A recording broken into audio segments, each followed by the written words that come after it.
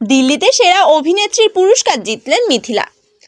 রাফিয়াত রশিদ মিথিলা অভিনীত ও অভাগী মুক্তি পেয়েছে মাসখানেক আগে।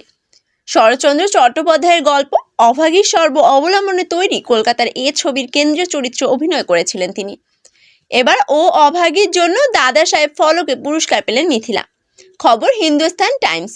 দিল্লিতে সম্প্রতি বসেছিল 14তম দাদা সাহেব ফলকে আন্তর্জাতিক ফিল্ম ফেস্টিভ্যাল। সেখানে সেরা অভিনেত্রী বিভাগে ঘোষিত হয় মিথিলার নাম। তবে বাংলাদেশে অবস্থান করায় ওই অনুষ্ঠানে উপস্থিত থাকতে পারেননি মিথিলা। মিথিলার পক্ষে পুরস্কার গ্রহণ করেন ও অভাগীর পরিচালক এবং প্রযোজক। এক ভিডিও বার্তায় উচ্ছ্বাসিত মিথিলা বলেন, আমি অত্যন্ত আনন্দের সঙ্গে সবাইকে জানাতে চাই, দিল্লিতে আয়োজিত 14তম দাদা সাহেব ফিল্ম ফেস্টিভ্যাল 2024-এ আমি সেরা অভিনেত্রী পুরস্কার পেয়েছি ও অভাগী ছবিতে অভিনয়ের জন্য এই পুরস্কার আমি পেয়েছি।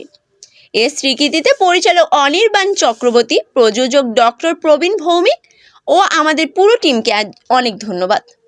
ও অভাগী প্রসঙ্গে এর আগে মিথিলা বলেছিলেন, এ সমাজে নারীদের ওপর এবং নারী যদি দলিত শ্রেণীর হয় তাহলে তাদের উপর যে শোষণ হয় সের প্রতিচ্ছবি এই ছবিতে উঠে এসেছে। তাই অভাগীর মতো নারীরা জমকে নিয়েই স্বপ্ন দেখে। তারা জানে এই পৃথিবীতে তাদের স্বপ্ন দেখতে নেই।